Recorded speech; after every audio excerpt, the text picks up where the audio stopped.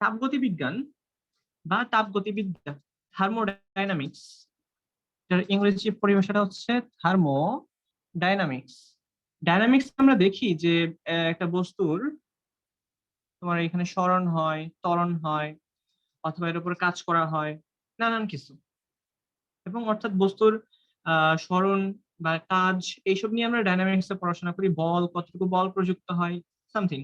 এখন এই চ্যাপ্টারে আমরা আরেকটা কনসেপ্টকে ইনক্লুড করি, সেটা হচ্ছে থার্মো।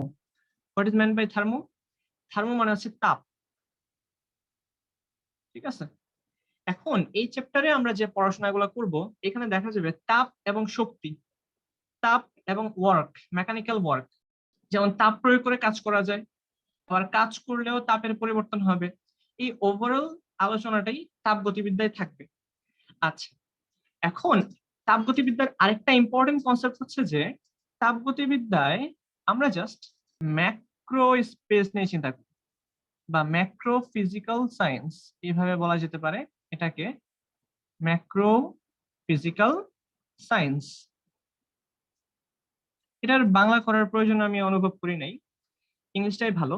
আমরা জানি ম্যাক্রো মানে কি।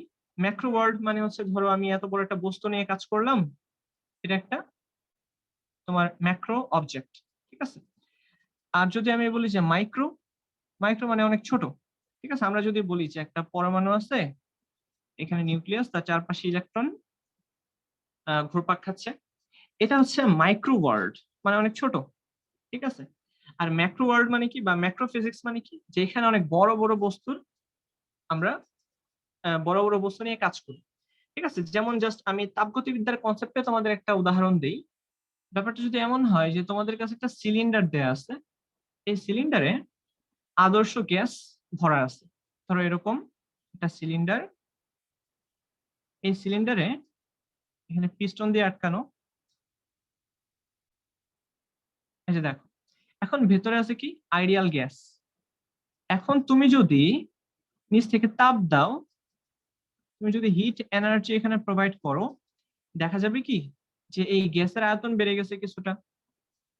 তারপর আয়তন বেড়ে যেয়ে কি হবে, পিস্টনটা উপরের দিকে উঠবে।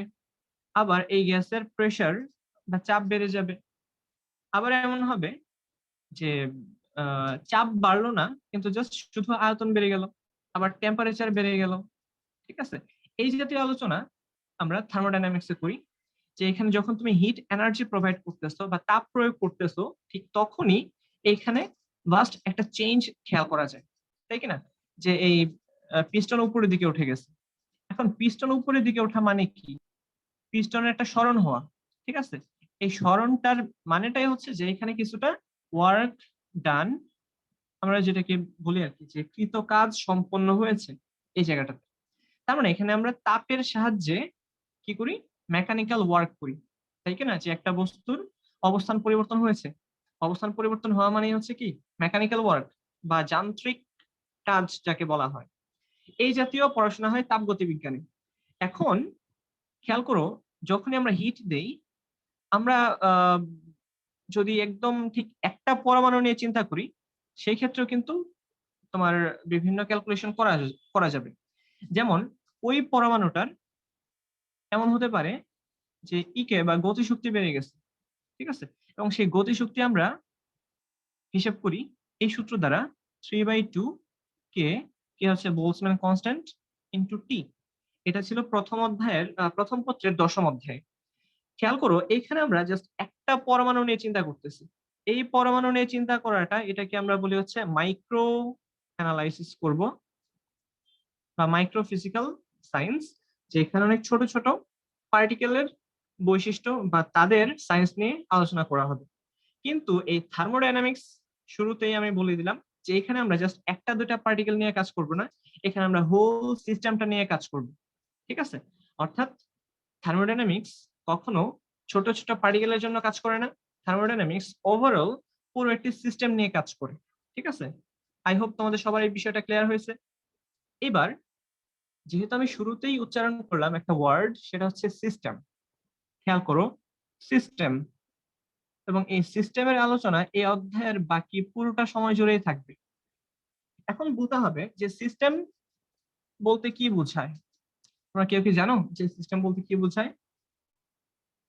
খেয়াল করো, আমি বলে দিই। সিস্টেম হচ্ছে এমন একটা জায়গা, যে জায়গাটা আমরা পরীক্ষা নিরীক্ষা করব, ঠিক আছে? তার মানে সিস্টেম হচ্ছে এমন একটি জায়গা, কি এটা একটা জায়গা, স্পেস। আচ্ছা, ওই জায়গাতে আমরা কি করব? এক্সপেরিমেন্ট করব। আমরা কি করব? বিভিন্ন এক্সপেরিমেন্ট করব। যেরকম তোমাকে বলা হয়েছে যে এই জায়গাটা, এটার ভলিউম এতটুকু ভি পরিমাণে দেয়া আছে, এর মধ্যে কিছু গ্যাস আছে, ঠিক আছে? গ্যাস ছাড়া অন্য কিছুও থাকতে পারে অথবা শূন্যস্থানও হতে পারে। এখানে আমি বিভিন্ন এক্সপেরিমেন্ট করতে চাই, ঠিক আছে? আচ্ছা, ধরে নিলাম যে এখানে এক্সপেরিমেন্ট করে আমরা বের করবো যে এখানকার প্রেশার হচ্ছে পি, এটার টেম্পারেচার টি। ধরো আমি এখানে এই সিস্টেমের যে ভলিউম আছে, ভলিউমটা চেঞ্জ করে দিব বাহির থেকে চাপ প্রয়োগ করার মাধ্যমে। তার মানে কি, আমরা এই জায়গাটার উপরে বিভিন্ন ধরনের পরীক্ষা নিরীক্ষা চালাচ্ছি। অর্থাৎ যে জায়গাটা নিয়ে আমরা ইন্টারেস্টেড, যে জায়গাটা নিয়ে আমরা এক্সপেরিমেন্ট করতে চাই, ওই জায়গাটাকে বলা হয় সিস্টেম, ঠিক আছে? এখন এই সিস্টেমের কিছু উপাদান আছে, খেয়াল করবা। এটা হচ্ছে সিস্টেম, আর এর চারপাশে যা যা আছে, একদম এই সিস্টেমের বাইরে যা আছে, সবগুলোকে আমরা বলবো হচ্ছে সারাউন্ডিং বা পরিবেশ। এই প্রত্যেকটা বিষয় তোমাদের এই চ্যাপ্টারের অন্তর্গত। এগুলো কিছু বেসিক কনসেপ্ট। খেয়াল করো, সিস্টেমের বাহিরে যা যা আছে সবই হচ্ছে তার সারাউন্ডিং, এবং এই সিস্টেম এবং সারাউন্ডিং এর মাঝখানে যে সেপারেশনটা আছে, খেয়াল করো, এই যে আমি সাদা দাগ দিয়ে বুঝালাম, এটা একটা সেপারেশন। এর বাহিরে হচ্ছে সারাউন্ডিং, এর ভিতরে হচ্ছে সিস্টেম। সারাউন্ডিং এবং সিস্টেমের মধ্যকার যে দেয়ালটা আছে, এটাকে আমরা বলবো হচ্ছে বাউন্ডারি। এটাকে আমরা কি বলবো? বাউন্ডারি বলবো, বাংলাতেও বাউন্ডারি। এখন এই বাউন্ডারির বৈশিষ্ট্যের উপর ভিত্তি করে আমরা এই সিস্টেমটাকে তিনটা ভাগে ভাগ করব। আমি আবারও বলি, এই যে বাউন্ডারি আছে, এই স্পেসিফিক বাউন্ডারির বৈশিষ্ট্যের উপর ভিত্তি করে আমরা এই সিস্টেমটাকে তিনটা স্পেসিফিক ভাগে ভাগ করব। প্রথম ভাগটা হচ্ছে ওপেন সিস্টেম বা উন্মুক্ত সিস্টেম। আমাদের বই অনুসারে এই ওয়ার্ডটাই বলা আছে, উন্মুক্ত সিস্টেম, যেটাকে আমরা বলি কি? Open system. এখন এই ওপেন সিস্টেম বা উন্মুক্ত সিস্টেম বলতে কি বোঝায়? যে সিস্টেমের বাউন্ডারি তোমার একদম ফ্রি, ঠিক আছে? ধরো এমন ফ্রি যে এখানে তোমার ভেতর থেকে বাহিরে অথবা বাহির থেকে ভেতরে ভরের আদান প্রদান সম্ভব, অথবা ভেতর থেকে বাহিরে অথবা বাহির থেকে ভেতরে এনার্জির আদান প্রদান সম্ভব। তার মানে কি, যে এই সিস্টেমের ভেতর এবং বাহিরে তোমার এনার্জি, শক্তি এবং ভর, মাস, আমি এম দ্বারা বোঝাচ্ছি মাস, ভর এবং শক্তির আদান প্রদান সম্ভব। এই ধরনের সিস্টেমকে আমরা বলি ওপেন সিস্টেম, ঠিক আছে? যেমন ধরো যে একটা সুইমিং পুল আছে, এই ধরো একটা সুইমিং পুল, এর একটা পোর্শন বা একটা সাইড একদম খোলা, তাই না? এখান দ্বারা কি সম্ভব? এই সাইডটা দ্বারা দেখা যাবে যে পানির অণু বের হয়ে যেতে পারবে, আবার বাহির থেকে পানি এখানে ইনক্লুড করা যাবে। আবার ধরো কোন একটা দিনে অনেক গরম পড়ছে, সেই গরমে এমন হলো যে তাপ এসে প্রবেশ করতেছে হচ্ছে এই সুইমিং পুলে, এনার্জি, হিট, এতে করে পানি গরম হয়ে গেছে, আবার রাতের বেলায় পানি ঠান্ডা হয়ে গেছে। তার মানে এরকম আর কি, যে পরিবেশের বা সারাউন্ডিং এর সাথে সাথে এই সিস্টেমের যে কন্ডিশন সেটাও চেঞ্জ হচ্ছে, ভর প্লাস এনার্জি দুইটার দ্বারাই। এই ধরনের সিস্টেমকে আমরা বলবো উন্মুক্ত সিস্টেম। যেমন আরেকটা বলতে পারো, যেমন আমরা একটা বোতলে পানি রাখলাম, সেই বোতলের মুখটা খুলে রাখলাম, অথবা একটা গ্লাস, এরা হচ্ছে ওপেন সিস্টেম। আচ্ছা, এখন ওপেন সিস্টেম হওয়ার জন্য খেয়াল করছো কি, যে এই সিস্টেমটার ক্ষেত্রে, স্পেসিফিক্যালি এই সিস্টেমটার ক্ষেত্রে একটা সাইড, বাউন্ডারির একটা সাইড একদম খোলা, বাকি তিনটা বন্ধ। এমন হতে পারে যে বাকি তিনটাও খোলা হতে পারে, ঠিক আছে? যেমন আমরা ধরো জাস্ট বায়ুমণ্ডলের একটা নির্দিষ্ট অংশ নিয়ে চিন্তা ভাবনা করতেছি, সম্পূর্ণ বায়ুমণ্ডল না নিয়ে বায়ুমণ্ডলের একটা নির্দিষ্ট ভলিউম নিয়ে চিন্তা করতেছি। তাহলে জাস্ট এই ভলিউমটাই হবে আমাদের সিস্টেম, আর এর আশেপাশে যা হবে সব সারাউন্ডিং। কিন্তু খেয়াল করো এখানে কোনো ধরনের বাউন্ডারি নেই, অর্থাৎ এটা হচ্ছে ওপেন বাউন্ডারি। ঠিক আছে, আচ্ছা এই ধরনের সিস্টেমকে আমরা বলি উন্মুক্ত সিস্টেম, এবং এটার হিউজ ইমপ্লিকেশন রয়েছে এই পুরো চ্যাপ্টারে, সামনে আসবে। এবার আসা যাক 2 নম্বর ক্লাসিফিকেশনে, সেটা হচ্ছে ক্লোজড সিস্টেম, বা এটাকে আমরা বলি বদ্ধ সিস্টেম। বদ্ধ সিস্টেম, এই বদ্ধ সিস্টেমের উদাহরণ কোনটা? এই সিস্টেমে এনার্জির আদান প্রদান হতে পারবে, তার মানে এত এনার্জি এই সিস্টেম থেকে বের হতে পারবে, ঢুকতেও পারবে, কিন্তু মাস বা ভর ঢুকতেও পারবে না, বেরও হতে পারবে না। এইরকম ক্রাইটেরিয়াতে আমরা এই সিস্টেমটাকে বলবো হচ্ছে বদ্ধ বা আবদ্ধ সিস্টেম। যেমন কি হতে পারে, যেমন একটা বোতল, এই বোতলের মুখ তুমি বন্ধ করে রাখছো, ঠিক আছে, তাহলে ধরো এখানে পানি আছে বা বরফ আছে সামথিং। এখন যখন এটা থাকবে বন্ধ, এখানে আমরা যখন এটাকে বন্ধ করে রাখবো, তখন কিন্তু এখান থেকে কোনো ধরনের ভর বের হতে পারবে না, আবার ঢুকতেও পারবে না, তার মানে ভরের এক্সচেঞ্জ সম্ভব না। কিন্তু এখানকার যে এটা যদি প্লাস্টিক হয় বা তোমার ধরো কোনো একটা মেটালের হয়, সেক্ষেত্রে কিন্তু এনার্জির কিন্তু আদান প্রদান সম্ভব। ঠিক আছে, অর্থাৎ এমন হতে পারে যে পরিবেশ যদি অনেক ঠান্ডা থাকে, পানিটাও ঠান্ডা হয়ে যায়, আবার যদি পরিবেশ অনেক উত্তপ্ত হয়ে যায়, তো পানিটাও উত্তপ্ত হবে। তো এই ধরনের সিস্টেমকে আমরা বলবো কি, ক্লোজড বা আবদ্ধ সিস্টেম। আচ্ছা, এখন তৃতীয়ত আমরা যে সিস্টেমটা নিয়ে আলোচনা করব, এটা হচ্ছে আইসোলেটেড সিস্টেম। আইসোলেটেড সিস্টেম বা একদম বিচ্ছিন্ন সিস্টেম। এই আইসোলেটেড সিস্টেমে, আচ্ছা বাই দ্য ওয়ে এটা হচ্ছে এটা, আচ্ছা এই আইসোলেটেড সিস্টেমে নিদার ম্যাস নর এনার্জি, এক্ষেত্রে কোনোটারই এক্সচেঞ্জ পসিবল না। ঠিক আছে, যেমন আমি একটা উদাহরণ দিই, যেমন ধরো thermos flux, flask, thermos flask, এরকম কিছু তোমরা দেখবা যে ফ্লাস্ক আছে যেটা দীর্ঘদিন যাবত পানিকে তোমার গরম রাখতে পারে বা ঠান্ডা রাখতে পারে। ঠিক আছে, যেমন এটা যদি খুব ভালো ম্যাটেরিয়ালের থার্মোস ফ্লাস্ক হয়, সেক্ষেত্রে 6 মাস 7 মাস পর্যন্ত পানিকে তুমি যে টেম্পারেচারে রাখবে সেই টেম্পারেচারেই সে থাকবে। এর কারণটা কি? এর কারণ এর যে দেয়ালটা বা এর যে তোমার বাউন্ডারিটা এমন কিছু ম্যাটেরিয়াল দিয়ে তৈরি, যারা তোমার মাস এবং এনার্জি কাউকেই অ্যালাউ করে না। ঠিক আছে, এই জাতীয় সিস্টেমকে আমরা বলবো কি, আইসোলেটেড বা একদম বিচ্ছিন্ন সিস্টেম। এবং এই জাতীয় দেয়ালকে আমরা বলি হচ্ছে অ্যাডিয়াবেটিক বাউন্ডারি। অর্থাৎ এখানে এমন বাউন্ডারি আছে যে এখানে তাপ এবং ভর কোনো কিছুরই আদান প্রদান সম্ভব না, এই আর কি। তো আইসোলেটেড সিস্টেমের যে বাউন্ডারিটা আছে সেটাকে আমরা বলি কি, অ্যাডিয়াবেটিক বাউন্ডারি। আচ্ছা, তো এই গেল আমাদের সিস্টেম এবং সারাউন্ডিং।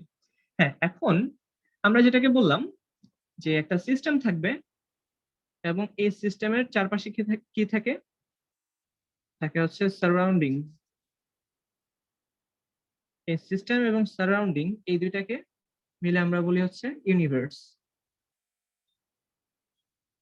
ইউনিভার্স,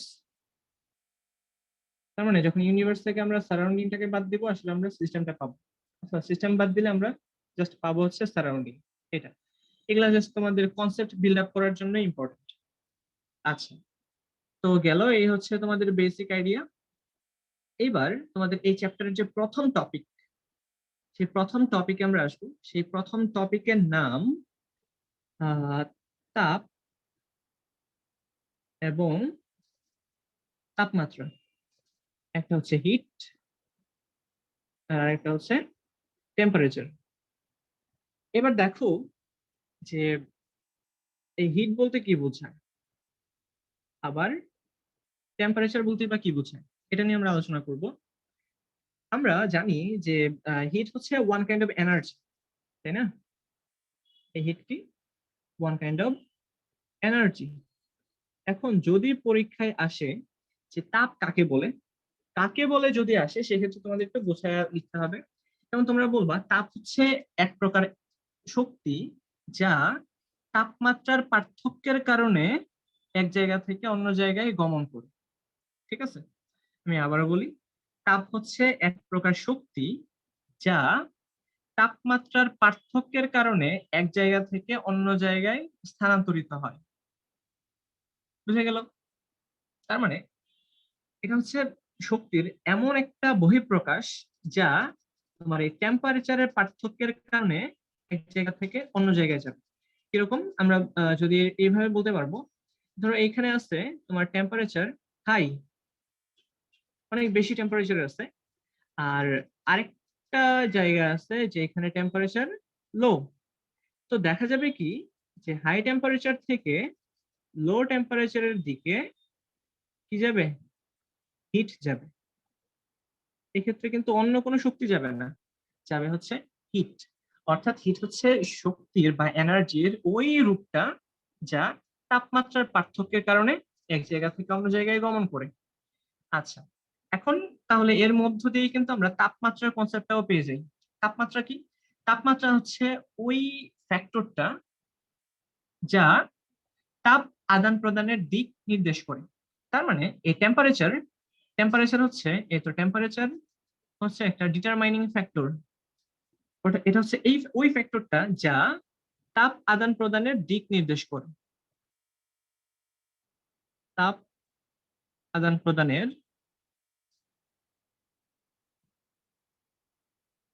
দিক নির্দেশ করে।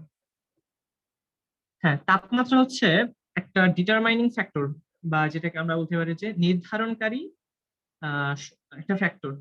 ঠিক আছে, এটা কি নির্দেশ করবে? এটা এমন কিছু নির্দেশ করবে যেটা তোমার তাপ শক্তি আদান প্রদানের দিককে নির্ধারণ করে দিবে। তাহলে দেখো আমি এটাকে আবার সুন্দর করে বোঝাই। তাপমাত্রা এমন একটি রাশি, দেখো তাপমাত্রা এটা এমন একটি রাশি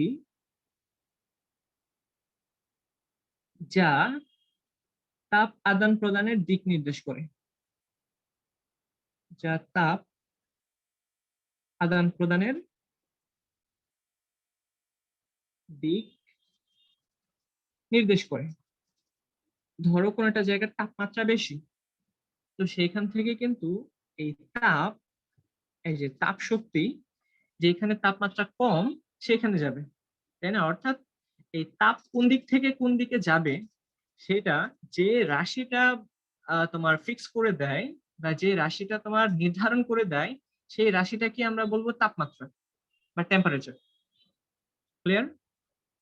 যেহেতু তাপ এক প্রকার শক্তি, তাই এর একক হবে জুল। এখন এর আরেকটা একক আছে যাকে আমরা বলি হচ্ছে ক্যালোরি। LORIE, calorie. এই ক্যালোরি এবং জুলের মধ্যে একটা সম্পর্ক আছে যেটা আমরা জুলের সূত্র থেকে পাই। যেমন 1 ক্যালোরি, যেটাকে আমরা ক্যাল দিয়ে প্রকাশ করি, 1 ক্যালোরি সমান বা ইকুইভ্যালেন্ট 4.2 জুল। ঠিক আছে, এটা একটু মাথায় রাখবা, 1 ক্যালোরি সমান 4.2 জুল। আবার খেয়াল করবা যে ক্যালোরির একটা ডেফিনিশন আছে, যদি তোমাদের পরীক্ষায় আসে যে 1 ক্যালোরি বলতে কি বোঝায়। 1 ক্যালোরি হচ্ছে তুমি 1 গ্রাম পানি নিলা, বিশুদ্ধ পানি। ঠিক আছে, 1 গ্রাম বিশুদ্ধ পানি। এই 1 গ্রাম বিশুদ্ধ পানির তাপমাত্রা 1 ডিগ্রি সেলসিয়াস ইনক্রিজ করতে বা বৃদ্ধি করতে যতটুকু তাপ শক্তির প্রয়োজন তাকেই বলা হয় 1 ক্যালোরি। ঠিক আছে, 1 গ্রাম বিশুদ্ধ পানির তাপমাত্রা 1 ডিগ্রি সেলসিয়াস বৃদ্ধি করতে যতটুকু তাপ শক্তির প্রয়োজন তাকেই বলা হয় 1 ক্যালোরি। তাহলে যদি তোমাদের কোশ্চেন করি যে তোমার কাছে 5 গ্রাম পানি আছে, এখন তুমি চাও এই 5 গ্রাম পানির টেম্পারেচার 5 ডিগ্রি সেলসিয়াস থেকে 25 ডিগ্রি সেলসিয়াসে কনভার্ট করতে, এখন কতটুকু এনার্জি লাগবে?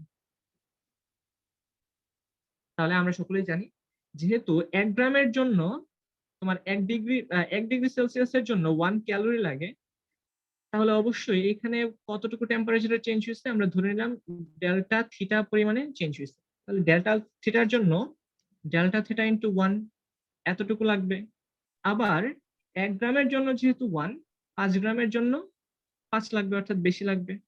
তার মানে এটা যখনই তোমরা এনার্জি বের করবা, পানির আয়তন কতটুকু আছে বা ভর কতটুকু আছে সেটা লাগবে, আর হচ্ছে কত টেম্পারেচার চেঞ্জ করছো সেটা লাগবে। তার মানে এই ক্ষেত্রে লাগবে কত?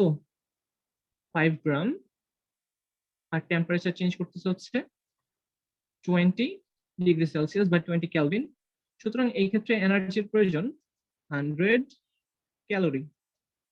ঠিক আছে, দেখো 9 তোমরা একটা সূত্র পড়ছিলা যে কতটুকু এনার্জি বা তাপ শক্তি লাগবে, সেটা হচ্ছে এম এস ডেল্টা থিটা, তাই না?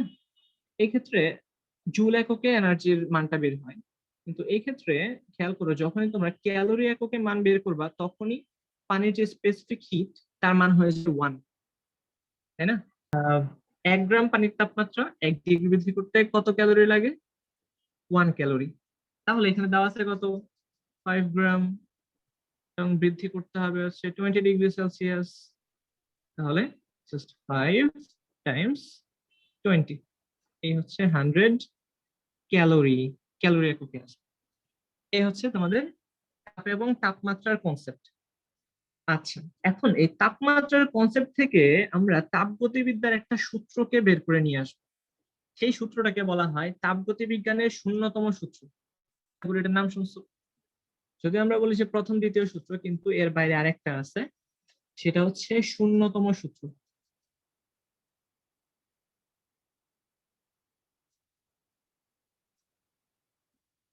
এই শূন্যতম সূত্রটা একদমই তোমার কমন সেন্সের একটা সূত্র বলা যেতে পারে। যেমন এটার জন্য একটা ছবি আঁকি, খেয়াল করো। এই তাপগতিবিজ্ঞানের শূন্যতম সূত্র কি বলে? শূন্যতম সূত্র যেটা বলে, দুটি বস্তু যদি তৃতীয় কোনো বস্তুর সাথে তাপীয় সমতায় থাকে, তাহলে প্রথম বস্তু দুইটাও নিজেদের সাথে তাপীয় সমতায় থাকবে। যেমন দেখো আমি এটা বুঝাই, এ এবং বি বস্তু তারা উভয়ই সি বস্তুর সাথে দেখো যুক্ত আছে। এখন বলা হয়েছে যে এ বস্তুটা সি বস্তুর সাথে তাপীয় ভাবে সমতায় আছে। এখন তোমাদের মনে প্রশ্ন আসবে যে ভাইয়া এখানে তাপীয় সমতা বলতে কি বোঝাচ্ছে? তাপীয় সমতা বলতে এটাই বোঝাচ্ছে যে এদের মধ্যে তাপমাত্রা সমান। তাপীয় সমতা মানে কি? তাপমাত্রা সমান।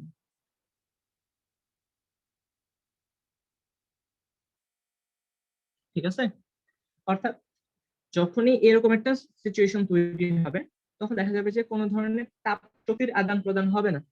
এটাকে বলা হয় থার্মাল ইকুইলিব্রিয়াম বা তাপীয় সমতা বা সাম্যতা। আচ্ছা, তো বলা হয়েছে কি যে এ বস্তু সি বস্তুর সাথে তাপীয় সমতায় আছে, আবার বি বস্তু সি বস্তুর সাথে তাপীয় সমতায় আছে। এখন শূন্যতম সূত্র যেটা বলবে এবার, যেহেতু এই দুইটা বস্তু পরস্পর এই সি বস্তুর সাথে তাপীয় সমতায় থাকে, তাই বলা যাবে এ এবং বি বস্তু তারা নিজেরাও পরস্পরের সাথে তাপীয় সমতায় থাকবে। ঠিক আছে, এই হচ্ছে শূন্যতম সূত্রের বিবৃতি। আচ্ছা, এখন এই শূন্যতম সূত্রের প্রয়োগ শিখতে হবে। এই শূন্যতম সূত্রের সাহায্যেই আমরা থার্মোমিটার তৈরি করি। থার্মোমিটার,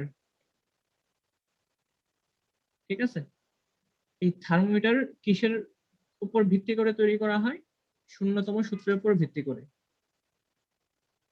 এগুলা কিন্তু মেডিকেলের কোশ্চেনের জন্য ইম্পর্টেন্ট, ঠিক আছে, বা ইউনিভার্সিটির এমসিকিউ এর জন্য, যে থার্মোমিটার তৈরির আহ মূলনীতিটা কি। ঠিক আছে, মূলনীতি হবে তাপগতিবিদ্যার শূন্যতম সূত্র। আচ্ছা, আর এর মাঝখানে তোমাদের একটা হোমওয়ার্ক দেওয়া আছে, তাপ এবং তাপমাত্রার পার্থক্য লিখে নিয়ে আসবা। এবার আমরা চলে যাবো হচ্ছে তাপমাত্রার এককে। এটা ভেরি মাচ ইম্পর্টেন্ট। ঠিক আছে, এই তাপমাত্রা, তাপমাত্রার একক শুরুতে আমরা ডিগ্রি সেলসিয়াস দ্বারা প্রকাশ করছি, ডিগ্রি ফারেনহাইট দ্বারা প্রকাশ করছি। এখন তোমার ইন্টারন্যাশনালি যেটা ইউজ করা হয় সেটা হচ্ছে কেলভিন একক। ঠিক আছে, তারপর আরো দুইটা আছে, যেমন রোমার, আর একটা আছে র্যাঙ্কিং। ঠিক আছে, টোটাল এই পাঁচটা আছে বা আরো থাকতে পারে। আমরা মেইনলি এই তিনটা নিয়ে আলোচনা করব। ঠিক আছে, তাপমাত্রা পরিমাপের সেলসিয়াস স্কেল, ফারেনহাইট স্কেল, আর হচ্ছে কেলভিন স্কেল। আচ্ছা, খেয়াল করো, আমরা যখন এই তাপমাত্রা পরিমাপ করি, তাপমাত্রা পরিমাপ করার জন্য আমরা যে অ্যাপারেটাস বা যন্ত্রটা ইউজ করি তার নামই হচ্ছে থার্মোমিটার। থার্মোমিটার। এখন এই থার্মোমিটারে কি কি বিষয়গুলা জানতে হবে, এগুলা হচ্ছে তোমরা জাস্ট পড়ে নিবা। যে থার্মোমিটারে তোমার পারদ ইউজ করা হয়, বা কিছু কিছু ক্ষেত্রে তোমার গ্যাস থার্মোমিটারে গ্যাস ইউজ করা হয়। আবার আরেক ধরনের থার্মোমিটার আছে যেটা হচ্ছে তোমার রোধ থার্মোমিটার বা রেজিস্ট্যান্স থার্মোমিটার। সেই ক্ষেত্রে তোমার ওই থার্মোমিটারে রোধকে ব্যবহার করা হয়, এগুলো জাস্ট রিডিং করার জন্য।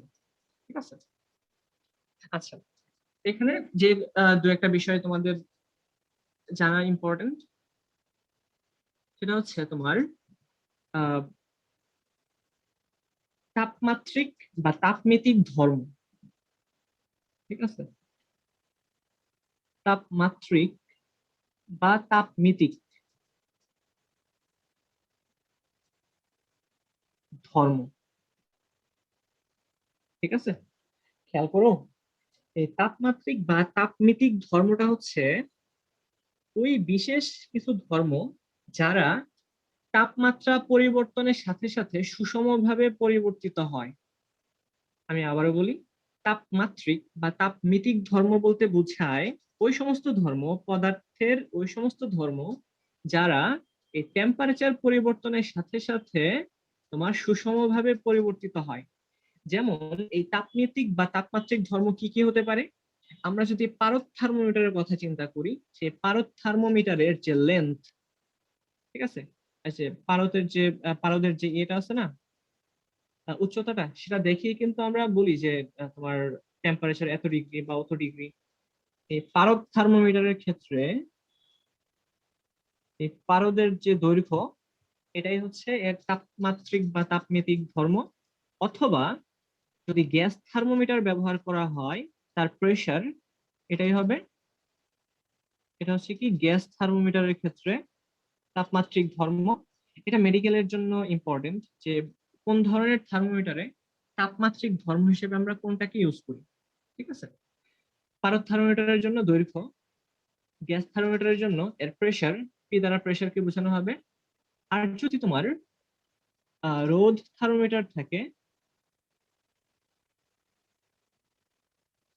তাহলে ওই রোধ থার্মোমিটারের ওই পদার্থের যে রোধ আছে সেটাকে আমরা তাপমাত্রিক ধর্ম হিসেবে ব্যবহার করব। ঠিক আছে, এখন আমরা মেইনলি যে থার্মোমিটারটা নিয়ে পড়াশোনা করব, সেইখানে তাপমাত্রিক পদার্থ হিসেবে আমরা পারদকে ব্যবহার করব। ঠিক আছে, তাহলে এই পারদের তাপমাত্রিক ধর্মটা কি হবে? এই পারদের লেন্থ বা উচ্চতা বা দৈর্ঘ্য। এখন খেয়াল করুন, আমরা একটা পারদ বানাবো, সরি, পারদ তো বানানো যায় না, আমরা একটা থার্মোমিটার বানাবো। এটা হচ্ছে একটা থার্মোমিটার।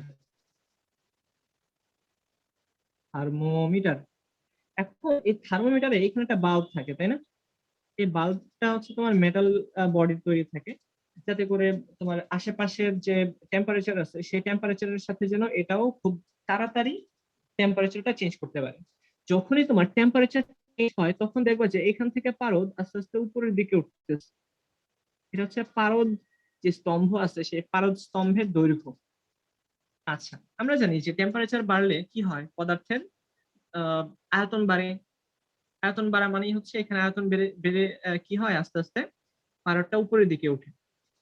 আচ্ছা, এখন আমরা যেটা করি যে এই থার্মোমিটারের ক্ষেত্রে দুইটা পয়েন্ট তোমার সর্বোচ্চ দুইটা বিন্দুতে থাকে, একটা হচ্ছে তোমার 0°C, আর একটা একদম সর্বোচ্চ বিন্দুতে থাকবে হচ্ছে 100°C।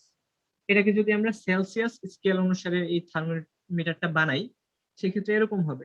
এখন এই 0° এবং তোমার 100°, এদেরকে আমরা ঠিক 100 ভাগে ভাগ করব। ঠিক আছে, এই প্রত্যেকটা ভাগকে বলা হবে 1°C। এখন খেয়াল করো, আমরা যে দুইটা বিন্দুকে আগে ভাগে তোমার ফিক্সড করে নিয়েছিলাম, তাদেরকে কি বলা হয়?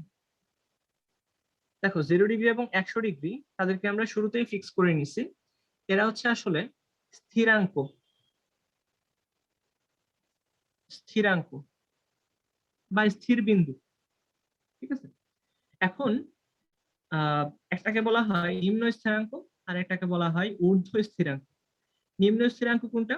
এই নিম্ন স্থিরাঙ্কে সবসময় যেটাকে নির্ধারণ করা হয় সেটা হচ্ছে পানির তোমার গলনাঙ্ককে। পানির গলনাঙ্ক এটাই হচ্ছে নিম্ন স্থিরাঙ্ক। আর ঊর্ধ্ব স্থিরাঙ্ক হচ্ছে পানির স্ফুটনাঙ্ক। যেমন বিজ্ঞানী সেলসিয়াস এই পানির গলনাঙ্ককে 0 দ্বারা প্রকাশ করছিল। ঠিক আছে, এই কারণে এই সেলসিয়াস স্কেলের ক্ষেত্রে নিম্ন স্থিরাঙ্ক হচ্ছে 0°C, আর ঊর্ধ্ব স্থিরাঙ্ক 100°C। ঠিক আছে, এবং এটাকে আমরা 100 ভাগে ভাগ করলাম, তাহলে প্রত্যেকটা ভাগকে আমরা বলবো 1°C। আচ্ছা, আর বিজ্ঞানী ফারেনহাইট কি করেন? ফারেনহাইট স্কেল অনুসারে খেয়াল করবা,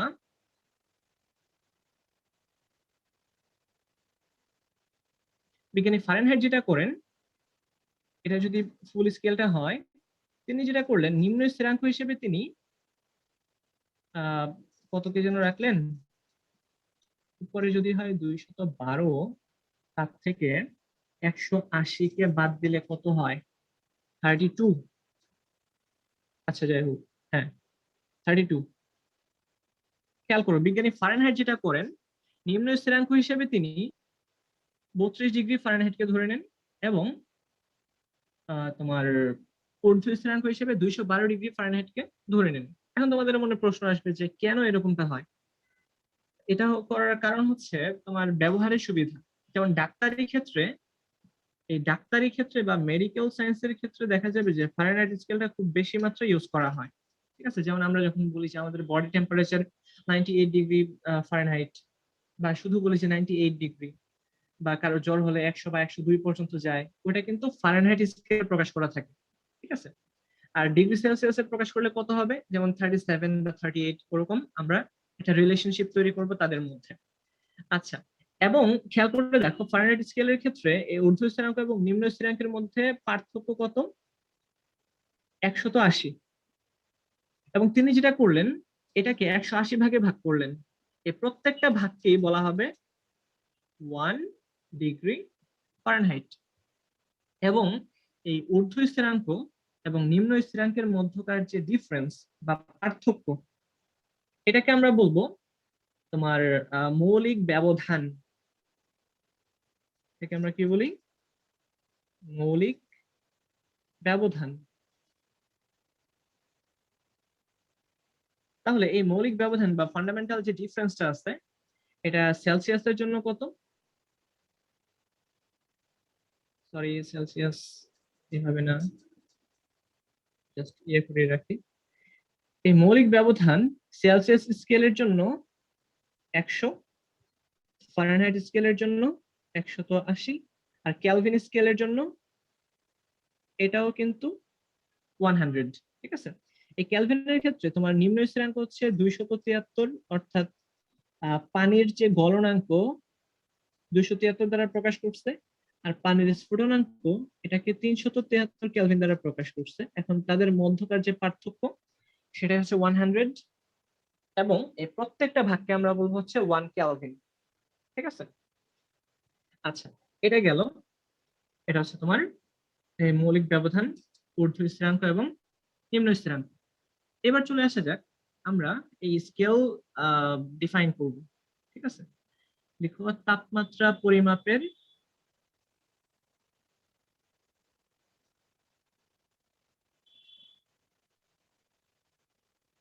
স্কেল নির্ধারণ।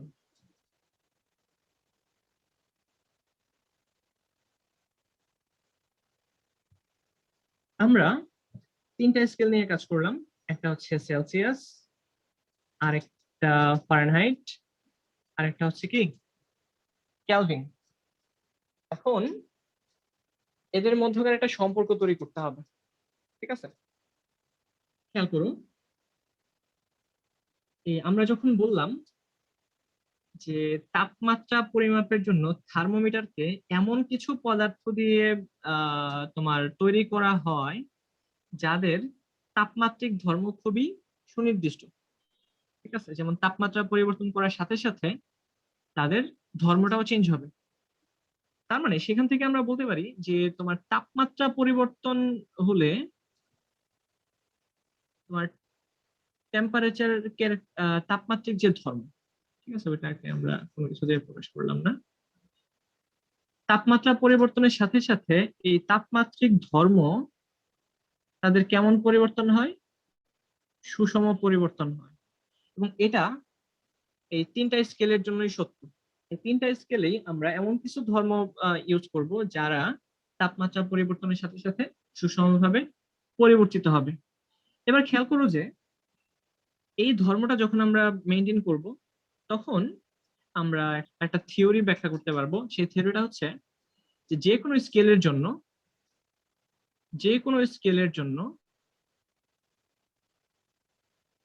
এটা হোক সেলসিয়াস, হোক সেটা ফারেনহাইট, হোক সেটা কেলভিন, যে কোনো স্কেলের জন্য আমরা বলতে পারবো যে কোনো একটা টেম্পারেচার যেটা আমরা জানি না, ঠিক আছে, ধরো সেই টেম্পারেচারটা হচ্ছে থিটা মাইনাস নিম্ন স্থিরাঙ্ক থিটা আইস। কেন থিটা আইস? কারণ পানি যে তাপমাত্রায় বরফ হয়, অর্থাৎ যে কোনো একটা তাপমাত্রা minus theta ice divided by theta steam. Steam মানে কি? বাষ্প। অর্থাৎ যে তাপমাত্রায় পানি একদম বাষ্পীভূত হয় বা স্ফুটনাঙ্ক। ঊর্ধ্ব স্থিরাঙ্ক মাইনাস নিম্ন স্থিরাঙ্ক, অর্থাৎ কোন একটা টেম্পারেচার মাইনাস নিম্ন স্থিরাঙ্ক ডিভাইড বাই ঊর্ধ্ব স্থিরাঙ্ক মাইনাস নিম্ন স্থিরাঙ্ক, এটার যে অনুপাতটা, এই রেশিওটা, এটা সব সময় কনস্ট্যান্ট থাকবে। তার মানে যে কোনো স্কেলের জন্য তাপমাত্রা, যে কোনো একটা তাপমাত্রা, যে তাপমাত্রা আমরা বের করতে চাই, সেই তাপমাত্রা মাইনাস নিম্ন স্থিরাঙ্ক ডিভাইডেড বাই ঊর্ধ্ব স্থিরাঙ্ক মাইনাস নিম্ন স্থিরাঙ্ক, এর অনুপাতটা সবসময় কি হবে? কনস্ট্যান্ট হবে। আমরা যদি সেলসিয়াস স্কেলের জন্য চিন্তা করি, ধরে নিলাম যে একটা নির্দিষ্ট তাপমাত্রা, সেটা হচ্ছে সেলসিয়াসের সি মাইনাস সেলসিয়াসের জন্য নিম্ন স্থিরাঙ্কের মান কত? সেটা ছিল 0 ডিগ্রি সেলসিয়াস ডিভাইড বাই ঊর্ধ্ব স্থিরাঙ্ক কত ছিল? 100 ডিগ্রি মাইনাস 0 ডিগ্রি, সমান ফারেনহাইট স্কেলের জন্য টেম্পারেচার মাইনাস নিম্ন স্থিরাঙ্ক সেটা ছিল 32 ডিভাইড বাই ঊর্ধ্ব স্থিরাঙ্ক ছিল 212 মাইনাস 32, সমান কেলভিন স্কেলের জন্য সেটা কত হবে?